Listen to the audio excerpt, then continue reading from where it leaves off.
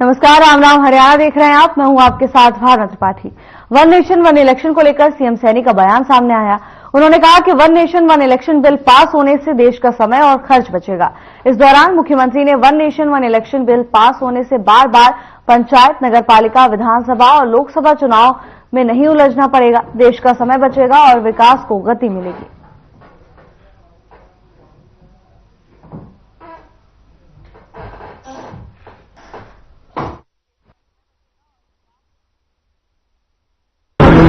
One nation one election, देखिए आदरणीय प्रधानमंत्री जी का जो उनका विजन है, जो उनकी सोच है कि भारत विकसित राष्ट्र बने, और हम लगातार समस्याओं में उलझते रहते हैं। कभी चुनाव पंचायत का है, कभी चुनाव नगरपालिका का है, और कभी चुनाव विधायिका का है, और कभी चुनाव सांसद का है, लोकसभा का है। इन्हीं चुनाव के अंदर समय बर्बाद और पैसा वेस्टेज होता था। प्रधानमंत्री जी जो बिल लेकर के आए हैं वन नेशन वन इलेक्शन, उसकी मैं पूरी प्रशंसा करता हूं।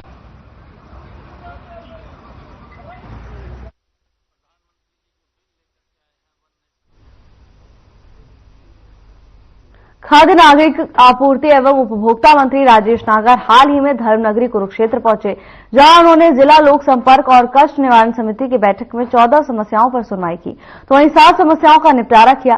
बैठक में बिना पूर्व सूचना अनुपस्थित रहे, यानी बैठक को हल्के में लेने वाले एक अधिकारी को कारण बताओ नोटिस जारी कर दिया गया है। इस बैठक में मंत्री महोदय एक अधिकारी की गलत बयान पर भी तल्ख नजर आए और नगराधीश की अध्यक्षता में कमेटी बनाकर मामले की जांच करने के निर्देश दिए।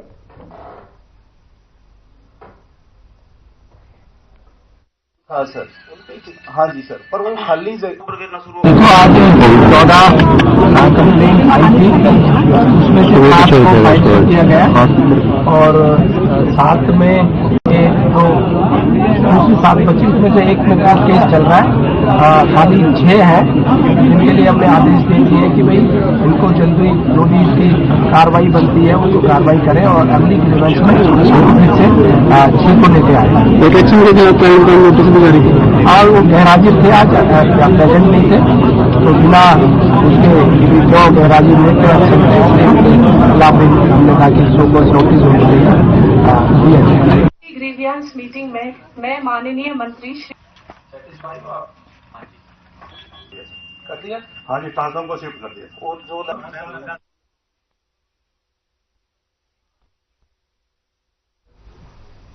नीलोखेड़ी से विधायक भगवान दास कबीरपंथी ने शहर में करीब 3 करोड़ रुपए के विकास कार्यों का शिलान्यास किया।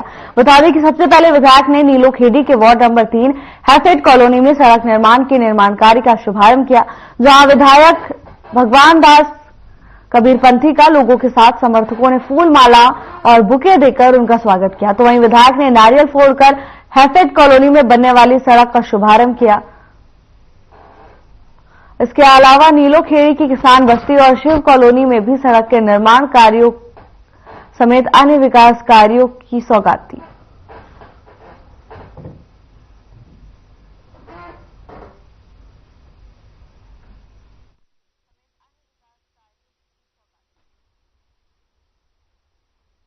ये टेंडर लगाया गया था लगभग 85.55 लाख का, तो आज इस काम की आज से यहाँ शुरुआत की है। कच्चा रास्ता था, लोग बड़े परेशान थे।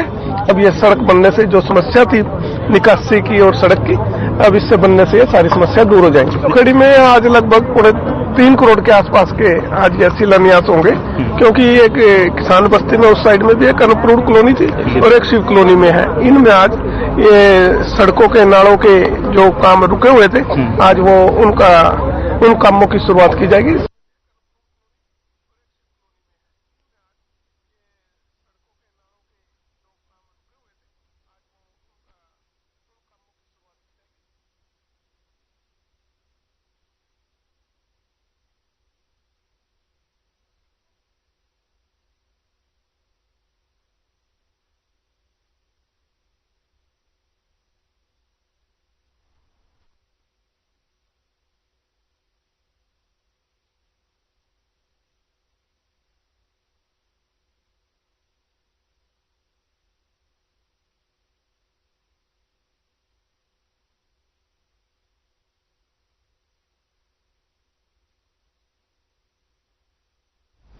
चंडीगढ़ में कांग्रेस कार्यकर्ताओं ने प्रदेश अध्यक्ष उदय भान और पूर्व सीएम भूपेंद्र सिंह हुड्डा के नेतृत्व में पैदल मार्च निकाला। कांग्रेस कार्यकर्ता राजभवन पहुंचकर राज्यपाल को ज्ञापन सौंपने के लिए जा रहे थे, जिन्हें बैरिकेडिंग कर पुलिस की ओर से रोक दिया गया। रास्ते में ही इन कार्यकर्ताओं को पुलिस ने रोक दिया। हालांकि बाद में कांग्रेस ने राज्यपाल को ज्ञापन सौंपा है। मार्च खत्म होने के बाद हुड्डा ने बताया कि कांग्रेस ने किसानों की समस्याओं, पूंजीपतियों को संरक्षण के मुद्दे, भ्रष्टाचार और मणिपुर जैसे मामलों को लेकर ये प्रदर्शन किया।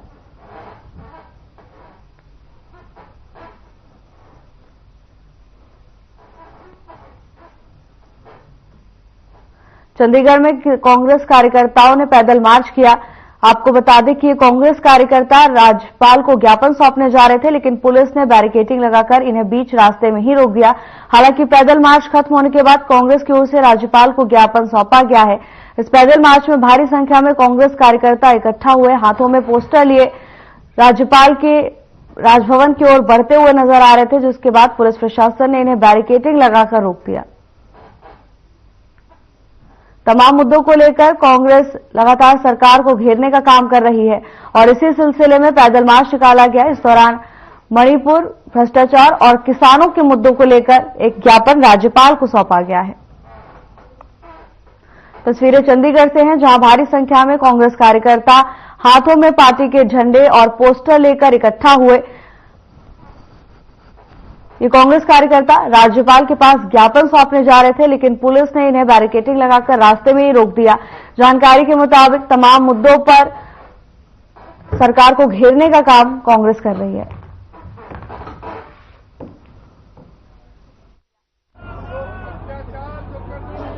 मार्च किया गया, विभिन्न मुद्दे थे, जैसे मणिपुर का है, किसान बैठे हैं, जो किसान नेता हैं उनको आमरण अनशन में बैठे हैं, उनका जीवन हमारे लिए बहुत मूल्यवान है। सरकार को तुरंत चाहिए उनसे बात करें, क्योंकि देखिए पहले ये कहा गया भाई किसान ट्रैक्टर ट्रॉली न ले जाए, पैदल जत्थे को भी रोक रहे हैं, यह प्रजातांत्रिक है। जब उन्होंने फैसला कर दिया ट्रैक्टर ट्रॉली नहीं लेके जाएंगे, हम 100 के जत्थे लेके जाएंगे, उसको भी रोक रहे हैं। क्यों? उनकी मांग जायज है और सरकार ने माना था एमएसपी देंगे और कई 2 साल हो गए, अब तक कोई उसकी बात नहीं। तो उनसे बात करके तुरंत समाधान निकालना चाहिए। बड़ा गंभीर मामला है ये, किसान के हित की बात है। सारा देश का किसान चिंतित है इस बात से और आज पूरा किसान जाग चुका है। फिर मणिपुर है, ऐसे कई मुद्दे हैं, भ्रष्टाचार का मुद्दा है। झंडे आगे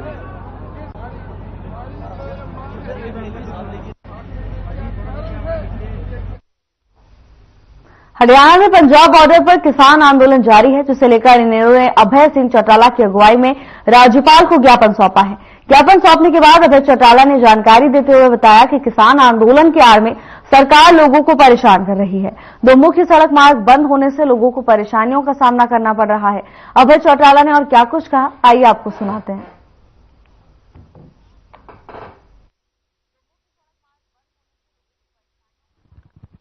आम लोगों को परेशान कर रही है, इसलिए मिलने आए थे। अब पिछले लंबे समय से पंजाब और हरियाणा के जो बॉर्डर है, चाहे वो खनौरी का बॉर्डर है, चाहे आपका ये शंभू वाला बॉर्डर है, यहाँ लोगों को आने जाने में बहुत बड़ी दिक्कत आ रखी है।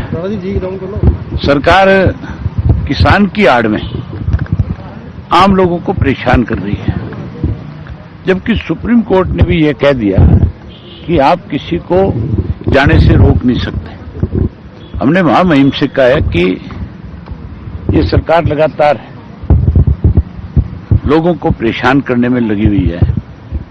मैं स्वयं दोनों बॉर्डर के ऊपर जाकर के हम सारे साथी होकर के आए हैं, इसलिए मिलने आए थे। हमें पिछले लंबे समय से पंजाब और हरियाणा के जो बॉर्डर है। खबर सिरसा के अलानाबाद से है, जहां हरियाणा गुरुद्वारा प्रबंधन कमेटी के वार्ड नंबर 31 और 32 के रिटर्निंग अधिकारी एवं एसडीएम राजेश कुमार ने बड़ी जानकारी दी। बता दें कि राजेश कुमार ने बताया कि हरियाणा स्थित गुरुद्वारा प्रबंधन कमेटी 19 जनवरी 2025 को चुनाव होने निर्धारित हुए थे। हरियाणा स्थित गुरुद्वारा प्रबंधन कमेटी के वार्ड नंबर 31 और 32 के सदस्यों का निर्वाचन होना है। इसके लिए अभ्यर्थी 20 से 28 दिसंबर तक उपमंडल अधिकारी एलानाबाद कार्यालय के न्यायालय कक्ष में नामांकन किए जा सकेंगे। तो वहीं 30 दिसंबर को नामांकनों की जांच भी की जाएगी। इतना ही नहीं, इसके बाद 31 दिसंबर को उपायुक्त के समक्ष रिटर्निंग अधिकारी के आदेश में संशोधन के लिए आवेदन किया जा सकता है। तो वहीं 1 जनवरी को पुनरीक्षण आवेदन पर उपायुक्त द्वारा फैसला लिया जाएगा और वैध नामांकन पत्रों की सूची भी जारी की जाएगी। तो वहीं 2 जनवरी को 3 बजे तक नामांकन वापस लिए जा सकेंगे और 3 बजे के बाद चुनाव चिन्ह दिए जाएंगे। बताया गया कि 19 जनवरी की सुबह को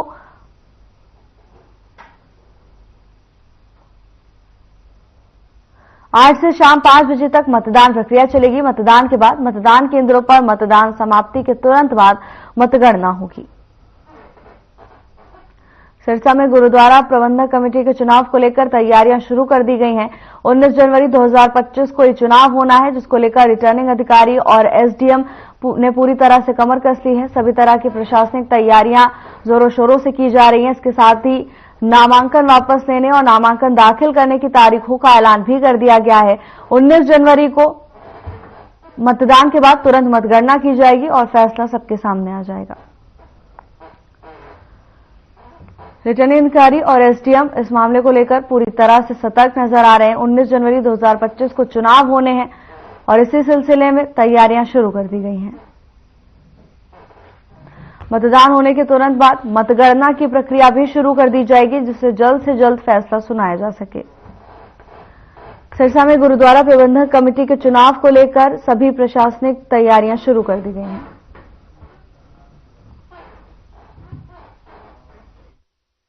करनाल नगर निगम की ओर से अतिक्रमण के खिलाफ बड़ी कार्रवाई देखने को मिली है। निगम अधिकारियों और यातायात पुलिस के साथ ज्वाइंट एक्शन शहर में अतिक्रमण के खिलाफ अधिकारी अब अलर्ट हो चुके हैं। तो वहीं देखा जा रहा है कि जिन दुकानदारों ने अपनी दुकान के बाहर अतिक्रमण या फिर सफाई व्यवस्था दुरुस्त नहीं की, उनका अब निगम चालान भर काट रही है।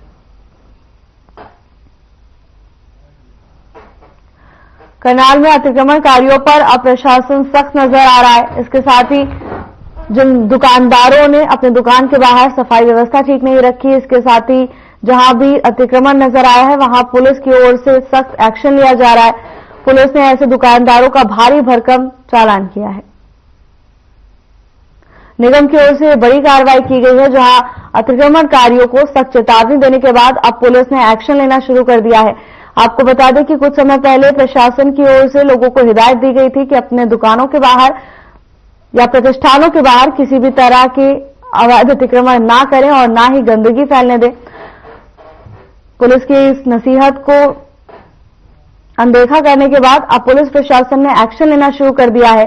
करनाल में जिन भी लोगों के दुकान के आगे अवैध अतिक्रमण और गंदगी पाई गई है, उनके खिलाफ निगम की ओर से भारी भरकम चालानी कार्रवाई की गई है। निगम की इस कार्रवाई से दुकानदारों में हड़कंप मच गया। पूरा मामला करनाल का बताया जा रहा है, जहां अतिक्रमणकारियों पर अब प्रशासन सख्त नजर आ रहा है। कई बार चेतावनी देने के बाद भी इन दुकानदारों ने प्रशासन की नहीं सुनी और अब इसी का खामियाजा इन्हें भुगतना पड़ रहा है। निगम की ओर से भारी भरकम चालान इन दुकानदारों पर लगाया गया है, जो अपने प्रतिष्ठानों के बाहर अतिक्रमण करा हुआ था और सफाई व्यवस्था ठीक नहीं होने के कारण भी चालानी कार्रवाई की गई है। अवैध अतिक्रमण से आने जाने वाले लोगों को भी परेशानियों का सामना करना पड़ता था और इन्हीं सब चुनौतियों को संज्ञान में लेते हुए निगम की ओर से बड़ी कार्रवाई की गई है, जहां अतिक्रमण के खिलाफ अब पुलिस प्रशासन सख्त नजर आ रहा है। से एनक्रोचमेंट हटाने की गई है और जो आप देख सकते हैं, जैसे दुकानों के सामने कूड़ा डाल दी जाती है, जितने भी कार श्रृंगार वाले, कार एसेसरी वाले शॉप वाले हैं, तो इनकी काफी तरह से कंप्लेंट आ रही है, सारा कूड़ा डाल के यहीं चले जाते हैं। तो एक इनकी कंप्लेंट थी, जो इनकी एनक्रोचमेंट की थी, सारा दिन यहाँ भी करते रहते हैं, वो डालते नहीं, पुलिस थाने के पास भी। तो एक कंप्लेंट थी, इसको दूर करने के लिए आज ड्राइव चलाई गई थी, जिसके तहत पुराने शहर में दुपट्टा मार्केट, कपड़ा मार्केट और ओल्ड जीटी रोड और जो ये शताली के बराबर में दुकानें, यहाँ पर ये ड्राइव चलाई।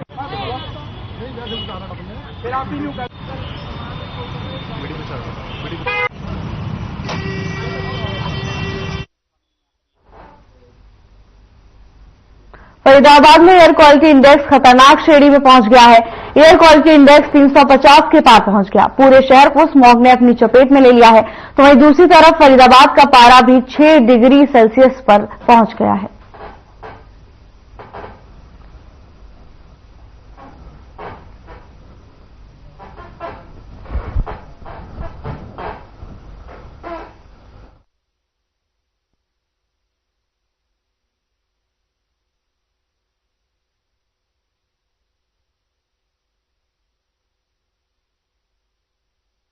फरीदाबाद में भी लगातार बढ़ रही ठंड से किसानों के चेहरे खिल उठे हैं। ठंड ज्यादा होने से फसलों को काफी फायदा मिलेगा और फसल काफी अच्छी होगी, लेकिन दूसरी तरफ ठंड के साथ प्रदूषण के कारण लोगों को काफी परेशानी हो रही है और प्रदूषण का असर आमजन के साथ साथ पशुओं पर भी पड़ता है। किसानों की माने तो ठंड से फसलों को काफी फायदा मिलेगा, लेकिन प्रदूषण के कारण उनको भी काफी परेशानियों का सामना करना पड़ रहा है।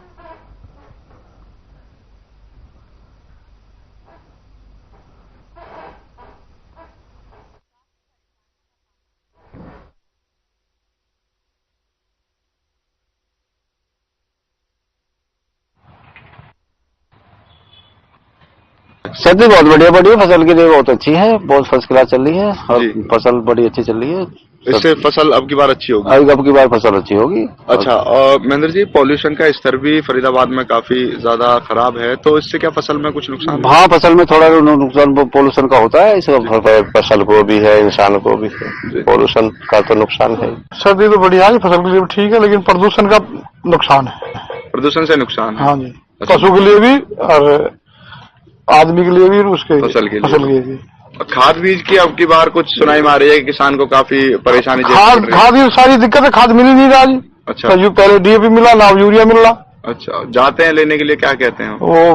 बोला अभी है नहीं, आएगा।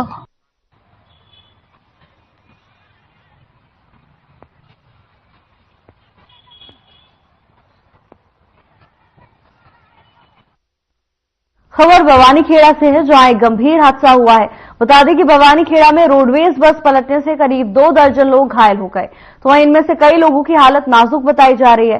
दरअसल हरियाणा रोडवेज की ब्लू लाइन बस भिवानी से चलकर हिसार की ओर जा रही थी, लेकिन भवानीखेड़ा से निकलते ही सुंदर ब्रांच नहर के पास बस पलट गई। बताया जा रहा है कि बस का आगे का टायर फट गया। टायर फटने की वजह से बस पलट गई। इस हादसे में करीब 2 दर्जन के लोग घायल हो गए, जिनमें कुछ की हालत नाजुक बताई जा रही है। सभी घायलों को जिला अस्पताल रेफर कर दिया गया है। हादसे को लेकर 112 के इंचार्ज ने विस्तार से बताया है।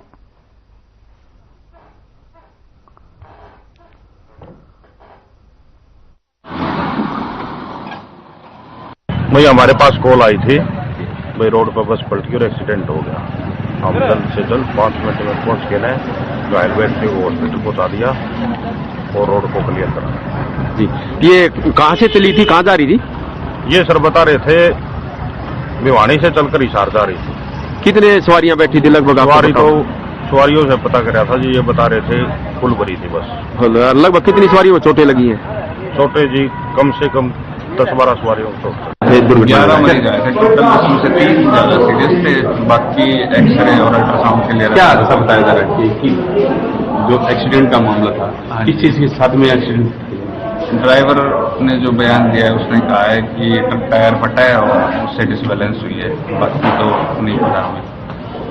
कुछ ज्यादा सीरियस 3 थे जो रेफर हो गए हैं। हाथ में लगी थी, हाथ कट गया था ऑलमोस्ट। किसी 2 के सर में लगी। ज्यादा एम्बुलेंस कहाँ से मंगवाई थी? एम्बुलेंस तो हर जगह से, विक्की वो एम्बुलेंस ड्राइवर को पता है एक्चुअली। यहाँ से कहाँ रेफर किया गया? Bhiwani civil hospital. सभी को कोई मरीज यहाँ भी रखा गया? यहाँ पे भी हैं, 2 मरीज हैं अभी फिलहाल, उनको देख रहे हैं ऐसी कंडीशन। कुछ ऐसे भी थे कोई जो प्राथमिक इलाज के बाद डिस्चार्ज कर दिए हुए? नहीं, अभी चल रहा है प्राथमिक इलाज, डिस्चार्ज नहीं हुआ है कोई।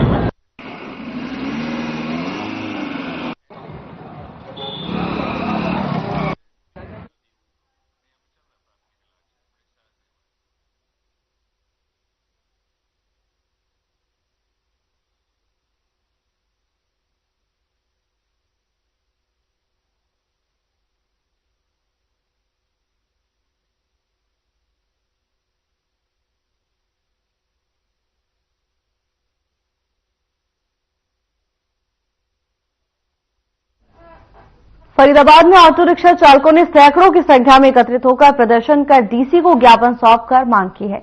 इसके अलावा पुलिस के द्वारा नियमों के अनुसार चला रहे ऑटो चालकों का चालान भी नहीं काटा जाना चाहिए। जो लोग नियमों का उल्लंघन करते हैं उनके खिलाफ पुलिस कार्रवाई कर सकती है।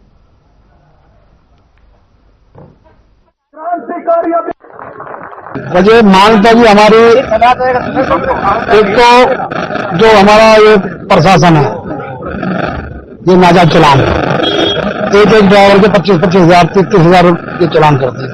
अब ड्राइवर जो है वो 500 रुपए कमाता, उसकी किस्त भी होती है, फाइनेंस अपने 12-12 हजार रुपए की किस्त है, तो किस्त देगा, चलान भरेगा, क्या क्या करेगा।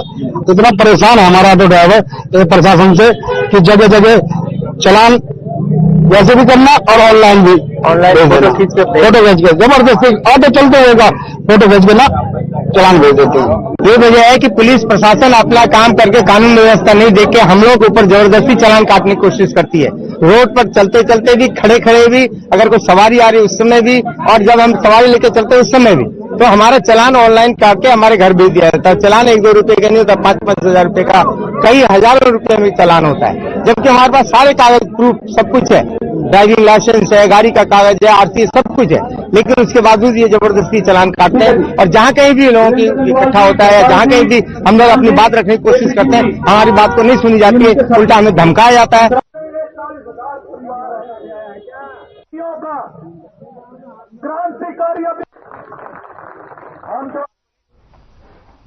फरीदाबाद के बल्लभगढ़ से चौंका देने वाला मामला सामने आया है, जहां बल्लभगढ़ की चावला कॉलोनी स्थित 100 फीट रोड के पास एक गाय के बछड़े का कटा हुआ सर मिलने से इलाके में हड़कंप मच गया।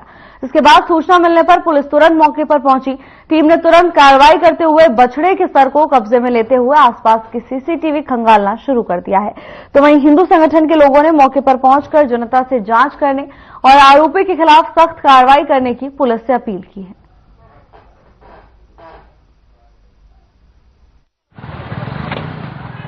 यहाँ टहल रहे थे 100 फुट रोड पे, तो वो उसके बच्चे का सिर पड़ा हुआ दिखाई दिया रोड के किनारे। बड़ा बुरा लगा। हमने फिर कुछ आदमी ने उठा के एक साइड में किया, यहाँ कर दिया। कुछ लोगों ने मना भी किया कि नहीं पुलिस देखेगी, मैंने कहा इतना तो कोई गाड़ी चढ़ जाएगी उसपे जी।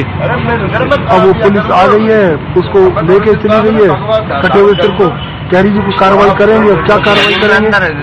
आसपास सीसीटीवी भी लगे हुए हैं, क्या उन्हें खंगालने का काम पुलिस की तरफ से नहीं किया? पुलिस कह रही है कि जहाँ भी जो सीसीटीवी कैमरे हमें दिखाई देंगे हम उनको खंगालेंगे और उसकी इंक्वायरी करेंगे। भाई यहाँ पे एक गाय का बछड़े का गर्दन ऊपर का हिस्सा यहाँ रोड पे पड़ा मिला सुबह।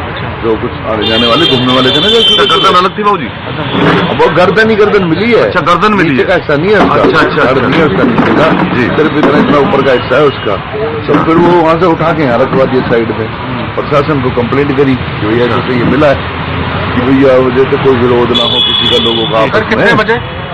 मेरे हिसाब से कोई वो बता रहे थे कि 6 बजे करीब घूमने निकले थे अंकल हमारे। 6 बजे बैठे हुए ना यहाँ पे अग्रवाल जी, कि घूमने निकलते रोड पे, इनको मिला था। फिर इन्होंने उठा के वहाँ रखवा दिया, कोई गाड़ी वाड़ी के नीचे ना आ जाए। पीछे से कोई शरारती तत्व है जो ऐसे करके गया है। अगर भाई हम तो मौके पर नहीं थे, हम होते तो कुछ और ही कार्रवाई करते हम अपनी तरफ से। हमें ऐसा कुछ नहीं मिला देखने के लिए। बाकी हम कार्रवाई की मांग करेंगे, हम सीसीटीवी वगैरह देखेंगे। मैंने आपकी न्यूज देखी तो मैं मौके पर तुरंत आया हूँ। पुलिस प्रशासन जैसे